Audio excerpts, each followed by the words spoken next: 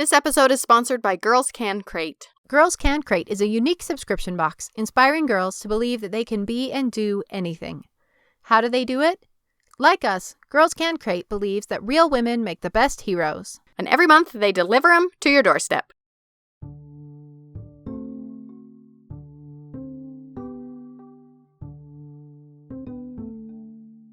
Happy Halloween, Katie. Happy Halloween. Welcome to our Halloween special. Halloween special. Do you remember Simpsons Halloween specials back in the day? They were the best. Oh, so nostalgic. All things Halloween, I think we are both agreed, are the best. Right. So for this Halloween special, we are going back to some of our previous guests and looking forward to one of our future guests for some spooky Halloween women's history. Like ghost stories? Ghost stories, witch stories, mysterious deaths, seances. We've got it all.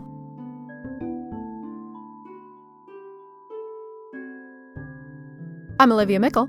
And I'm Katie Nelson. And this is What's Her Name? Fascinating women you've never heard of.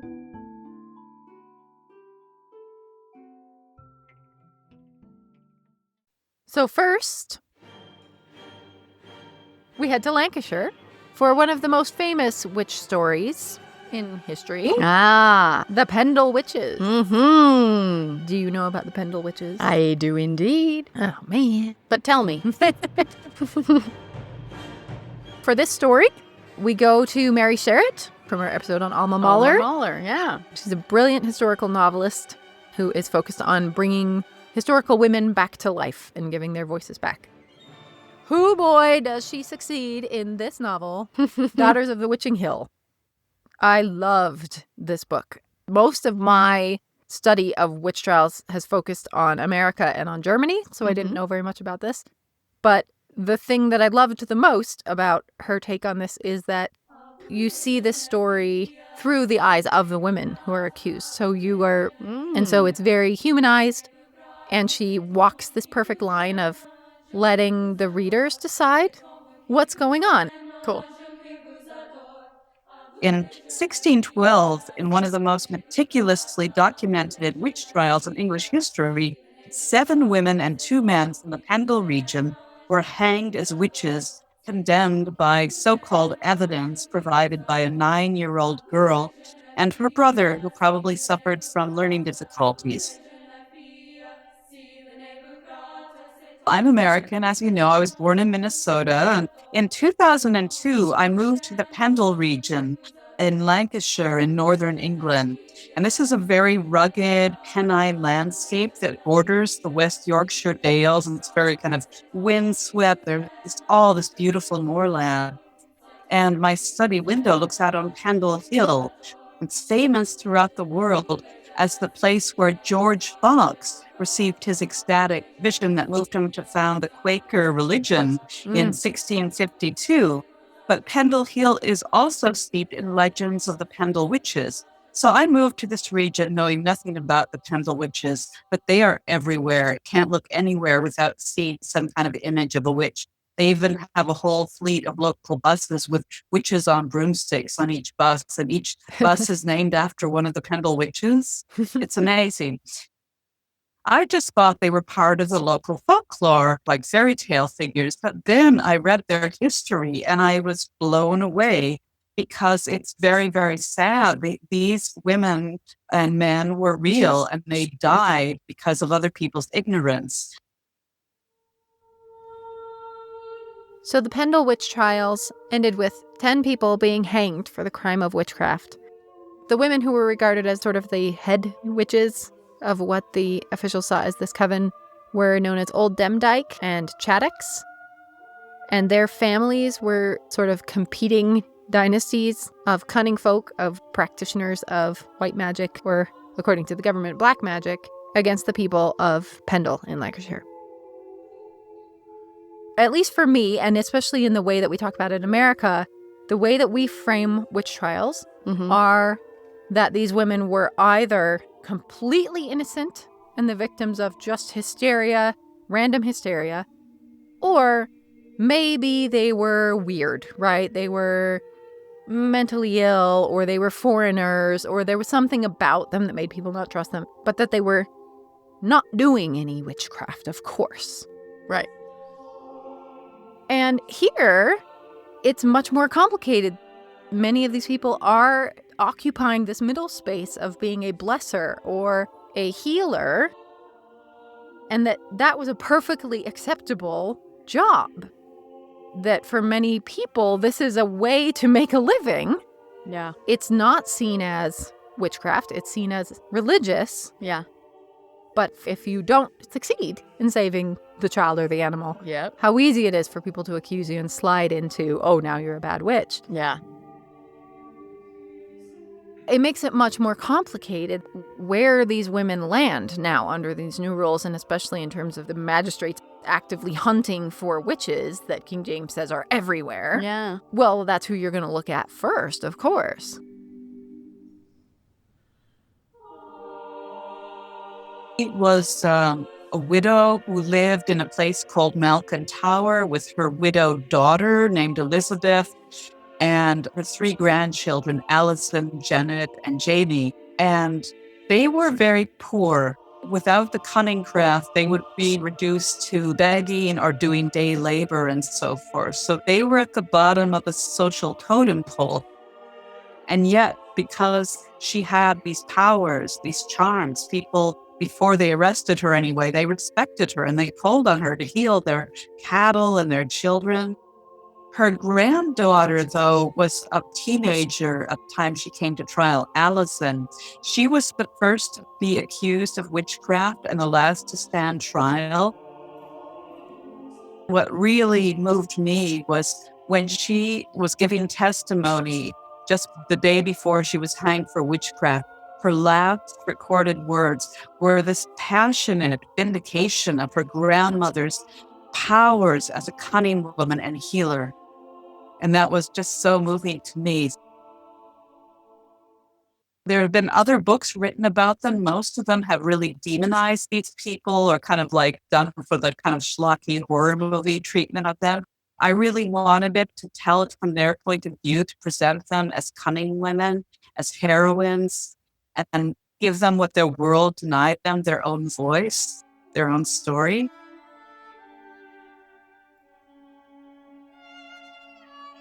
The trial itself might have never happened had it not been for King James I's obsession with the occult. This guy had issues, and he even wrote a book called Demonology, which was a witch hunter's handbook that his magistrates were expected to read and follow.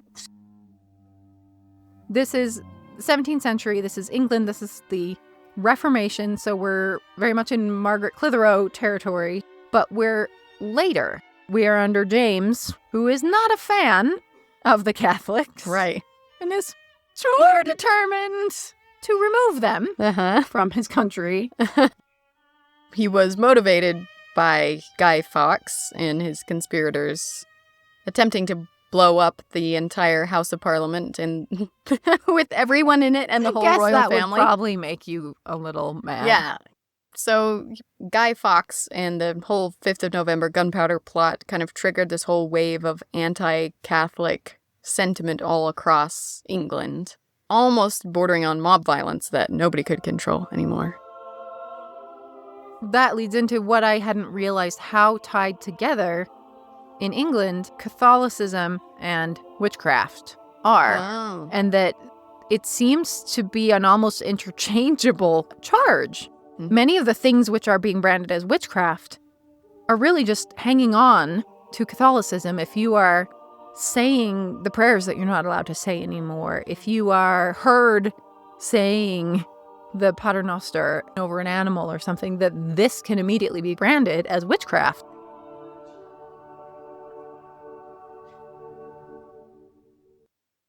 So in this region, all of the poor for hundreds of years have been taken care of by this monastery. Oh, yeah. And that's their function, to sort of care for the poor and make sure that everyone is okay. And when the monasteries are dissolved, right.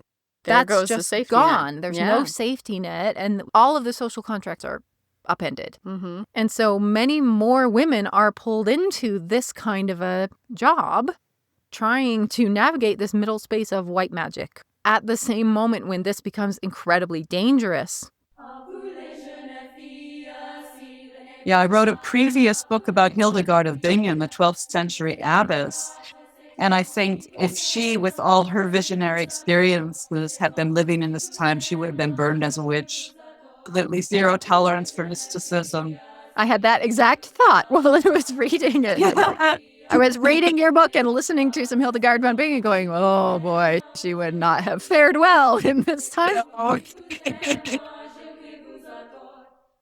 So I read this story and I was so touched and saddened by what these people experienced. And what really struck me when I read the trial transcripts is that of all the people that they arrested, the most notorious of the so-called Pendle Witches, the ringleader, supposedly initiated everyone else into witchcraft. She was a woman around 80 years old called Mother Demdike, and she died in prison before she could even come to trial. Yet the trial transcript spent the whole time talking on and on and on about how evil she was, even though she didn't even live to stand trial. The court clerk Thomas Potts describes her in The Wonderful Discovery of Witches in the County of Lancaster, his account of the 1612 trials. She was a very old woman, about the age of 80 years, and had been a witch for 50 years. She dwelt in the forest of Pendle, a vast place fit for her profession. What she committed in her time, no man knows. She was a general agent for the devil in these parts. No man escaped her or her furies. That's not bad for an 80-year-old lady. So reading the trial transcripts against the grain, this woman was such a strong heroine, and I wanted to turn the story around and tell it from her point of view. What intrigued me most was, although she died in prison before she could even come to trial, they spent all this time trying to condemn her. So she must have been so powerful. And I think they were so afraid of her because she was a woman who embraced her powers wholeheartedly. She freely admitted to being a healer and a cunning woman, a practitioner of folk magic. She was proud of what she did. And what's amazing to me was not that she eventually was arrested, but that she worked her whole life. Only at the end of her long, productive career did anybody dare mess with her. So as Mary Sharratt mentioned, the main witness against the Pendle Witches was a 9-year-old girl named Janet Device. She was the granddaughter of Old Demdike, so she's testifying against her own family. Because of the testimony of this 9-year-old girl, her mother, her brother, her sister, her grandmother, a neighbor woman, and her daughter, and several other unrelated people are all found guilty of witchcraft and hanged. Oh. Now, in any other circumstance, this would not have been allowed. A 9-year-old cannot testify in a trial. But King James has waived that rule in cases of witchcraft. And it certainly seems that this girl was taken advantage of, perhaps by the magistrate, didn't understand what she was doing, or had a serious grudge against her family, because she's giving testimony to their faces with them in the courtroom. No. We don't know for sure what happened to Janet Device, but there is a woman named Janet Device in the region who is herself hanged as a witch about 2 decades later. Oh my gosh. And while it's possible that it's a different woman, it's a pretty unusual name, and she may have suffered the same fate that she perhaps unknowingly sent her own family to. I wanted to immortalize them with this book. Their spirits inhabit the landscape. It's still very magical. I feel that they become guardian spirits. I felt Mother Demdike's presence very strongly when I was writing the book. I would go on long walks or rides with my horse in the areas that she would have walked. I've gone to the place where Demdike and her family lived in Malcolm Tower. It's just magical. And I almost felt like I heard her voice dictating the story. Her voice came through very powerfully. That's why it's told in first person in this Lancashire dialect. She was dictating it to me. She wanted to tell her story in her voice.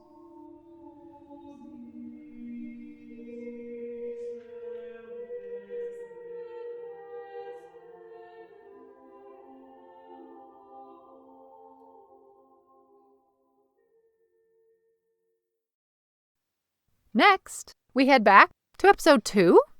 Oh, Pearl de Vere. Pearl de Vere. We're going to Cripple Creek, Colorado. Yay. For another visit to the old homestead. Tell me it's ghosts. It's ghosts. Yes. So, Katie, our whole family is kind of this unusual relationship, maybe, with ghosts and ghost stories, in that we are all really enthusiastic about the idea of ghosts, that we spend a lot of time sort of talking and speculating about ghost stories. Our parents are regulars on the ghost tour circuit. So where do you land on this spectrum of ghost believing in our family? I've landed on a phrase for myself, which is that I believe in ghost stories. Okay, I love that.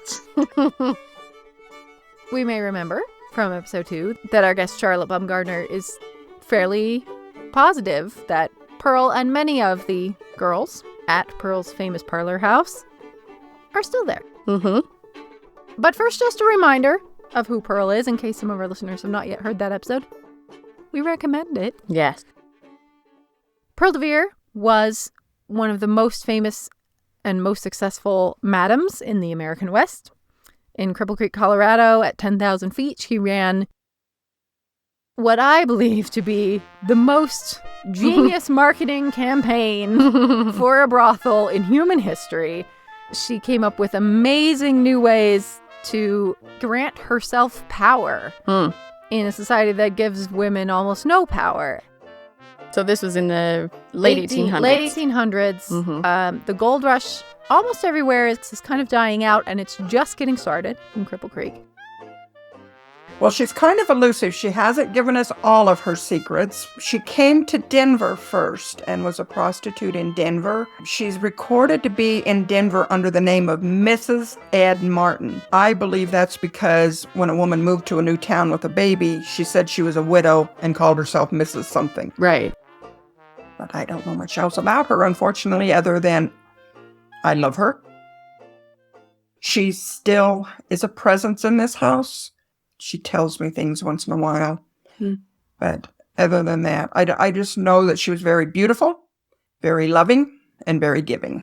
In 1891, gold was discovered here in Cripple Creek. And so she ended up here, we believe, in the winter of 1892, the best we can tell, and had a house of prostitution here on the lot where we sit now. It burnt down in 1896, and she rebuilt the house we're sitting in that fall in 1896. And she's wildly successful, creates this incredibly successful business model before she died. We talked in the original episode with Charlotte Baumgartner about Pearl's mysterious death. Yeah. And that it may have poisoning, been, right? It may have been. Mm-hmm. I read that there was some not very well accepted speculation that she may have killed herself, but oh no, wasn't there's really no any way my reason. Pearl killed herself. Right. She wouldn't have killed herself over some man. She just flat wouldn't have done it. That, of course, maybe that's just because I worked in her house for 22 years and I feel that about her. But no, I think she was too much of a businesswoman, had too much going for herself to have killed herself over a man. She used to bug me a lot, like there was something she wanted me to know. And finally, one day there was a lady in here who was intuitive, and she looked at me and she goes, "Do you know that Pearl's death was an accident?" And I said, "Well, I believe so." And she goes, "Yeah, it wasn't morphine. It was some other drug meant to kill Maud." And that has been confirmed by 3 other intuitives. And since that time, Pearl seems more relaxed and she doesn't bug me. So do we know who Maud was? Maud was one of the girls, and that's whose room she was sleeping in. So about 10 o'clock, Maud realized she was having difficulty breathing and was disoriented, and they called a doctor, and she didn't die till about 3 o'clock in the afternoon.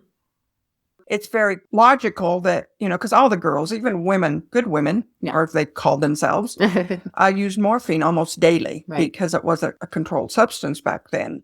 And there probably was a bottle of morphine on the side of the bed, so the doctor called it a morphine overdose. But it very easily could have been another drug in that vial that was meant for Mom to get, but Pearl wasn't there. Oh. Yeah, sad. She had a lavender coffin, which was pretty unusual for the time. Lots and lots and lots of pink flowers, I'm told. There was every lady from this street, and hundreds of the miners marched with her to the cemetery. But she also had the 40-piece Elks Brass Band, and 4 mounted police escorted her to the cemetery. But yeah, it was quite an affair. The band played all the appropriate music, we're told, up the hill, including Goodbye, Little Girl, Goodbye. But as they turned for home, the girls started singing and the band started playing It'll Be a Hot Time in the Old Town Tonight, which Pearl would have loved. Yeah. And her black stallion pulled her carriage down the street with the seat filled with pink flowers. Oh. In that good old town where you know. So here's what we didn't include in the original episode. While I was conducting this interview in the old homestead, as we were talking about ghosts, Charlotte Baumgartner let me know that if we started talking about them, they were going to come visit. Oh. I just feel them. They walk by and touch me. I've had some of my tour guides smell strong rose cologne that they would have worn back then. Couple of them have walked in the morning and smelled cigar smoke. Really? And we found dents in the beds a couple of times where they've sat on the bed. So we know they're here. They're all friendly. Nothing scary about them. Good.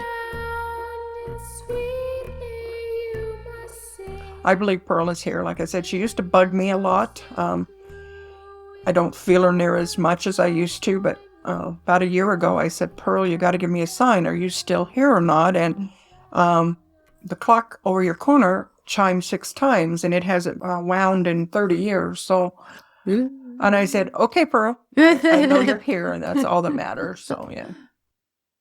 So when I was originally editing this footage, I was working downstairs in my house, and I could hear my kids stomping around upstairs. And so I kept calling up to them to stop stomping around upstairs, and they kept insisting that they weren't moving, they were sitting quietly. And I realized that what I was hearing was not in my house, it was on the recording. It's soft enough that probably our listeners won't be able to hear it unless they're listening on headphones. But if you pay attention throughout some of Charlotte's interview with me, you will hear what sounds like people walking around upstairs. There was no one upstairs. The first thing I did was tour the museum. There's no way that anyone was upstairs, and yet someone on my recording is walking around. She's also had some paranormal investigators come. Those haven't been very successful, mostly because they're not very respectful. Oh, interesting. And as Charlotte points out, if this is a high-class establishment, Oh, you cannot talk to the girls this way. interesting. And they're not going to answer your questions if you're rude. We've done several of those, quote, paranormal investigations. I find them boring. I find them, most of the time, the questions they ask the girls are rude, so the girls don't reply to them. Right.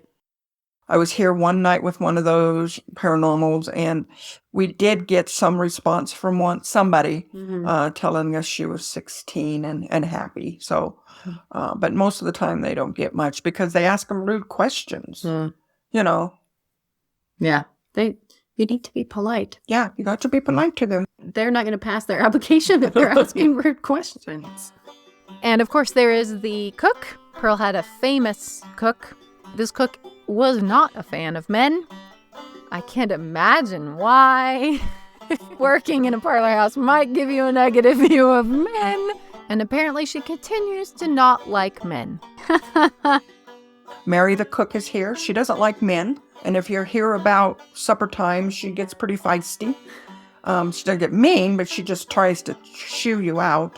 I used to have this guy that came visit a lot, and if he was here about 5 or 6 o'clock in the evening, which would have been when she would have probably been starting dinner, He would feel a very strong presence shooing him out, So. There's a girl upstairs who told us her name is Peggy. She's was 16. Has congratulated us on help. She loves the story we tell about them and that we honor them. Okay. We have one in Molly's room, one of the bedrooms upstairs. She seems to be very, very sad. This summer was the first time we had an experience with a man ghost. He was standing behind my daughter telling her to get out. I know we have them. They like to be talked about. Oh, good. I was going to say they're cool with us having this conversation. Yeah. Now, one thing we need to know here is that for several years, the museum was owned by a casino next door that was mean. The casino owners next door pulled some shady stuff and convinced the museum owners that it would be fine if the casino owned it. They would help protect it and keep it safe. They did not. They immediately took over the back half of the museum for offices. Now, Charlotte Baumgartner won in that big, big fight, and the museum still stands. Yay! But during the time that they took over the back office, some pretty interesting things happened. A couple of incidents happened when the casino the mean casino, had taken over the back of this house and turned it into office space. Mm-hmm. They've heard music playing in here at night, like at 2 or 3 in the morning.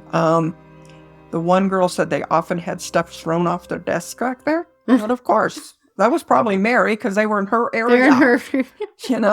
And one lady told me she looked up one day and seen a red handprint on the door. And she was getting ready to call maintenance to come clean it up, and it disappeared. So that back area is pretty common. There was a security guard said he frequently heard music over here, and he'd come check on it. They didn't last long. I told him I'd be here longer than them, and we're still here, Pearl and I. Well done, Pearl, getting them out. They didn't know how to run a casino anyway. That's how she needed to learn that. So, if you're ever in Colorado, I cannot recommend Cripple Creek any more highly. It's wonderful. It's about an hour outside of Colorado Springs. The whole town is a delightful mix of really well preserved and total ruins. Cool. And I got to get there. Yeah. Yep. And definitely make sure the old homestead is on your tour.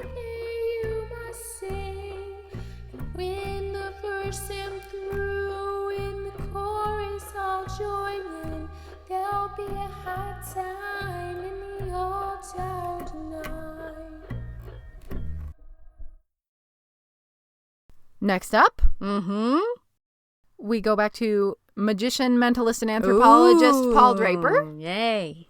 From our episode The Disappearing Woman on Adelaide Herman. Awesome. Paul also shared with us a little bit about Bess Houdini. Cool. Who was married to Harry Houdini, the famous, but not as famous as Adelaide Herman magician. Right. So this is a fun story about how Bess Houdini kept Houdini's name alive. As we know, Houdini became fascinated at the end of his life with the spiritualist movement. It was the fastest growing religion in the world at the time. Over a third of Americans at the time claimed spiritualism as their religion. It had taken the hearts and minds of such famous people as Alfred Russel Wallace, the co-creator of the theory of evolution, Arthur Conan Doyle, who almost became the St. Paul of spiritualism and toured the world talking about the new science of spiritualism. And even Abraham Lincoln's wife, Mary Todd Lincoln, held seances in the White House to try and contact her son who had passed. Houdini was fascinated with the idea that maybe he could reach through the veil to contact his mother who had passed. And of course, he wasn't able to, but he set up a plan with his wife, Bess, that after his death, he would try to escape death. He had escaped everything else on Earth and come back to interact with her. And he gave her a secret code word that he would use if he was able to reach through. He died, interestingly enough. Houdini passed away on Halloween night of 1926, at the age of 52, after a punch to the stomach by a Canadian boxer that he wasn't ready for in his dressing room, ruptured his appendix. After a year, on Halloween night, on the anniversary of his death, on his Yortzeit in Judaism, right, instead of his wife simply lighting a candle and saying the Yortzeit prayer, she lit a candle as a beacon to try and bring his spirit back to earth with a seance. She was Catholic, he was Jewish, but this was spiritualism, something completely other. And she held these large public seances that she ran for 10 years. That He is will give her the brilliant. code word so that she knows that this medium is not tricking her. No one else knows the code word. I love that. Amazing. As we noted in the Adelaide Herman episode, most of Harry Houdini's fame is post-mortem Yeah. because he leaves half of his money to Bess Houdini Mm-hmm. and half of his money for her to continue to promote his career. Uh-huh. And Brilliant. she does an excellent job of that. That's a weird move to make with your fortune. You leave half of it to your wife and then half of it like earmarked for your own posthumous fame. But it's your wife's job to make you famous. Yeah, and I wasn't sure how I felt about that. I've never been sure how I feel about that idea. Mhm. But Paul Draper had a really good point. It kept her in money because in the same way that when Elvis Presley died, his manager, the Colonel, was called and they said to him, "So Elvis has died." He said, "All right, I will continue to manage his career. He will just no longer be taking live bookings." And that's part of why Elvis stayed alive and why it continued to create money, was because there was someone who continued to manage the career, just no more live appearances. Mediums, seance mediums, and the Houdini Society have continued to hold seances every year on Halloween night since his death. I was the official medium in San Francisco just a few years ago. But she kept his name alive and the Houdini history alive by every year continuing these seances. And that's why even today, when you ask children to name magicians, they name Merlin, Gandalf, Harry Potter, and Houdini. Bess Houdini was an amazing woman. Bess Houdini was Wilhelmina Beatrice Radner or Rayner. She was born in Brooklyn, New York. She was from German immigrants. She was Catholic. She was working in Coney Island in a song and dance act called the Floral Sisters when she first met Houdini's younger brother, Theodore Hardeen, later he went by. But it was the older brother Houdini, Eric Weiss, who became Harry Houdini. He fell in love. They got married in 1894. They worked together when he was the king of cards, long before he became the handcuff king. He invented an effect called the metamorphosis trunk, where he would be tied up and put inside of a box. It's still performed by thousands of magicians today. And then she would stand on top, throw a curtain up, come down, and he is transformed into her. You unlock the box and she's now in the box and he's escaped, or the other way around. On the final seance in 1936, it was led by her and Dr. Edward Saint on the top of the Knickerbocker Hotel in Hollywood, California. Though there was no contact from Houdini and the secret message was not passed, they do say that as the seance concluded, it rained just on that block, nowhere else in Hollywood. And the seance was on the roof of the building, the Knickerbocker Hotel, that's still there a block away from the Magic Castle in Hollywood, California, and that maybe that rain was a sign. Her final line at the end of the seance was, Mr. Saint said, "Miss Houdini, the 0 hour has passed. The 10 years are up. Have you reached a decision?" My last hope is gone. I do not believe that Houdini can come back to me, or to anyone. It is now my personal and positive belief that spirit communication in any form is impossible. I do not believe that ghosts or spirits exist. The Houdini shrine has burned for 10 years. I now reverently turn out the light. It is finished. Good night, Harry.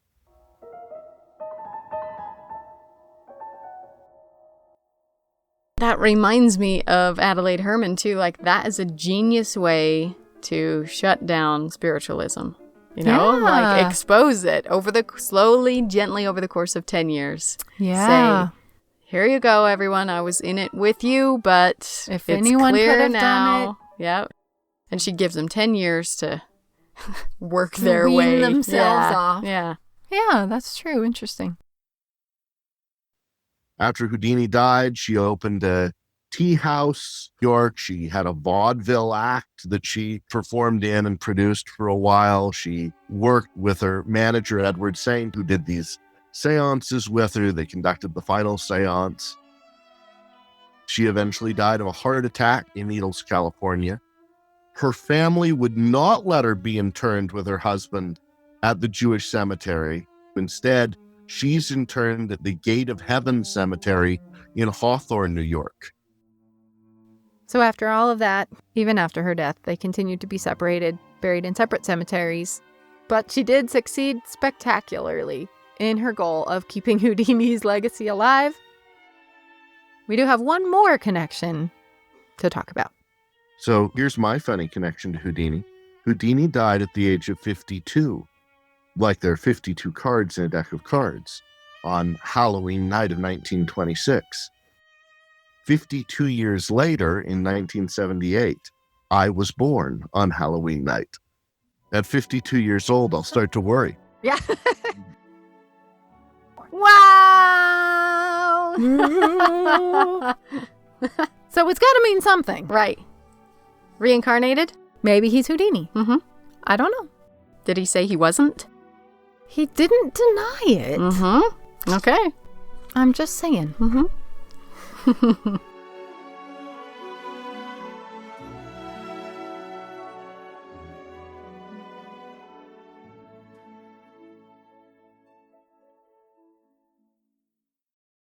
Finally, we go to Sharon Wright, who will be featured on an upcoming episode of What's Her Name? Okay. She is a journalist and author. Her book Balloonomania Bells was released this year, about the history of women hot air balloonists. Cool. I knew nothing about hot air ballooning in general, let alone women hot air balloonists. And it is delightful. I love this book. I love the whole subject. I'm totally smitten. Cool. So in a future episode, we will be talking about another groundbreaking female aeronaut. Mm-hmm. But today, we're talking about a British woman named Lily Cove, who was a famous aeronaut and parachutist in the early 1900s in England. At this point, all of England and most of Europe is consumed with frenzy about hot air balloons and has been for decades. This is almost the tail end of hot air balloons, which started way earlier than I anticipated. The first hot air balloons were in the late 1700s. And it was such a wildly popular pursuit that it was known as the balloon influenza because people got so excited. There were multiple balloon riots where people just got so excited and out of control that they would rip the balloon to shreds or just couldn't contain themselves anymore. Miss Lily Cove was who set me off on this whole journey, actually. My first job was as a cub reporter in West Yorkshire. I came across a story of Lily Cove, who died in 1906 in mysterious circumstances.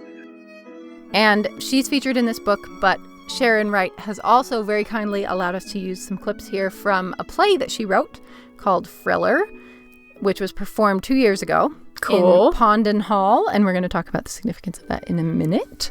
It was a one-night-only performance on Halloween, talking about the life and death of Lily Cove.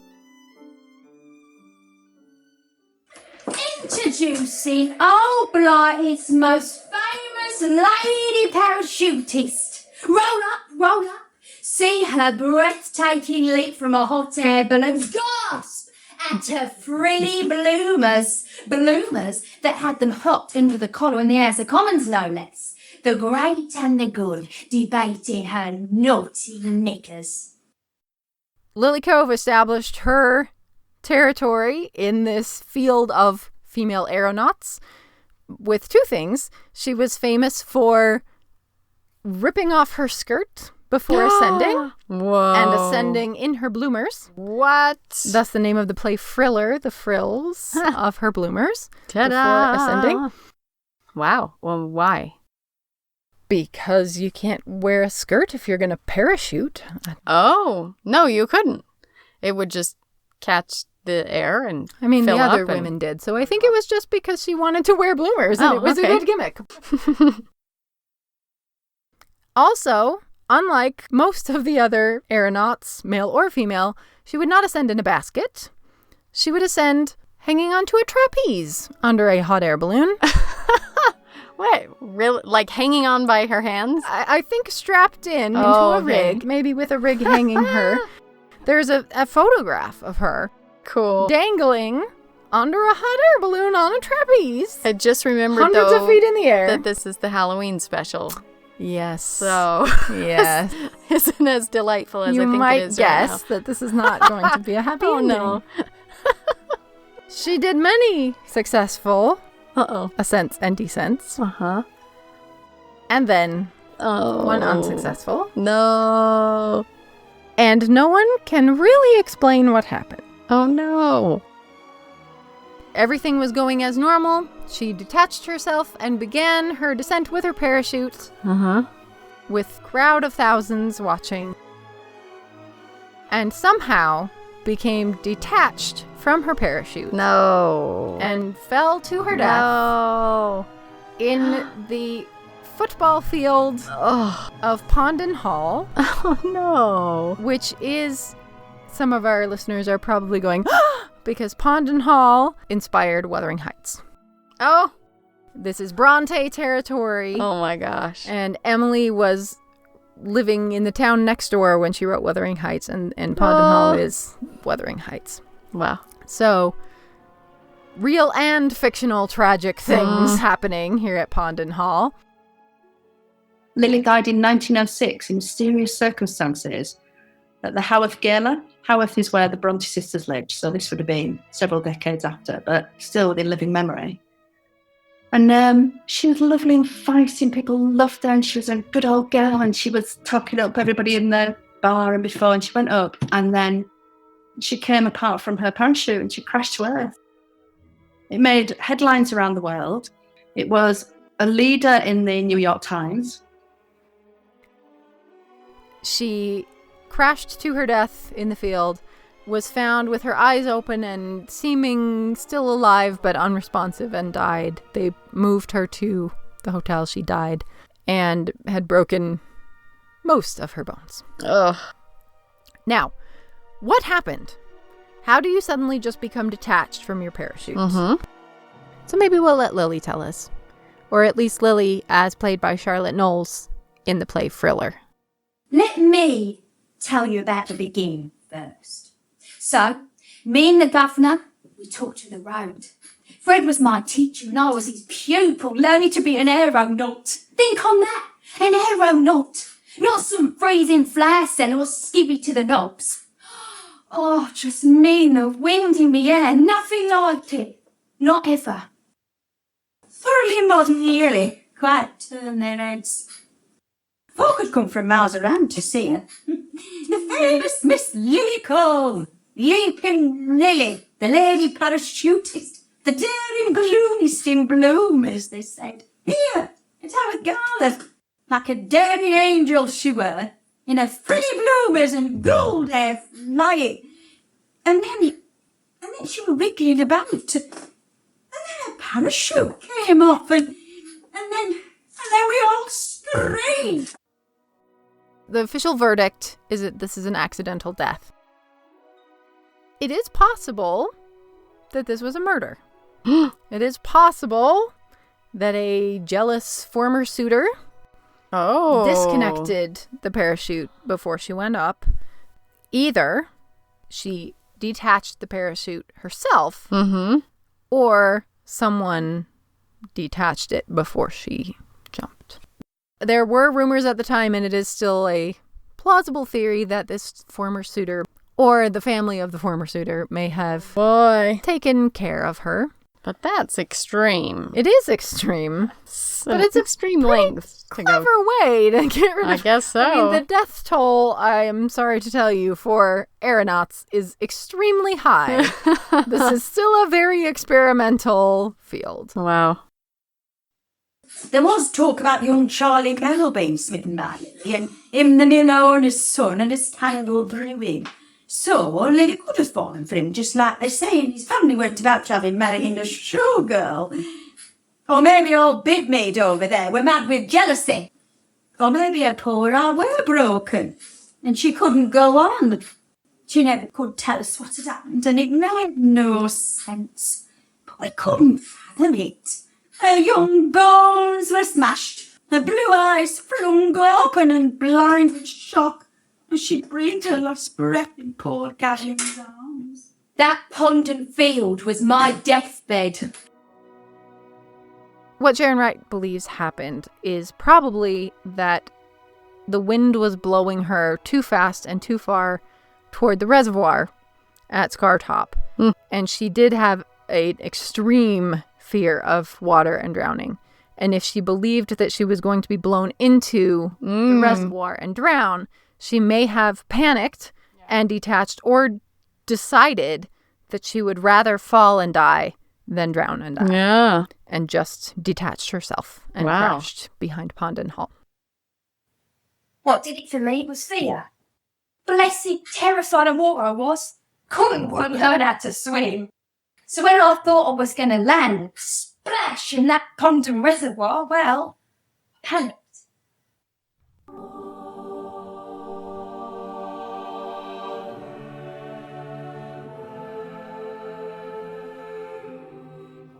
Her manager was Captain Frederick Bidmead. He was at the inquest trying to go through what had happened, and he said she was just absolutely terrified of water, and he tried to get her to take swimming lessons, but she absolutely wouldn't.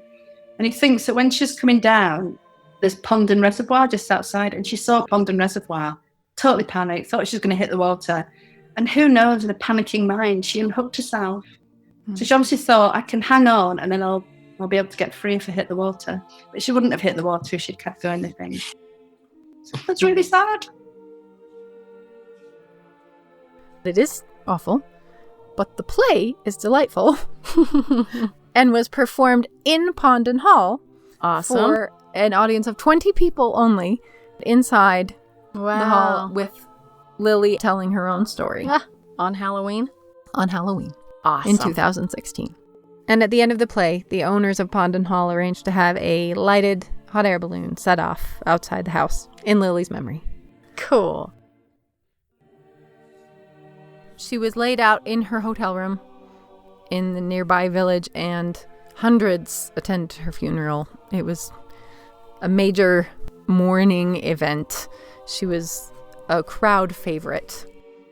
I mean, if you jump from hot air balloons in bloomers, how can people not love you? That's Moxie. They carried me on their shoulders when I landed. Oh, like Cleopatra I were.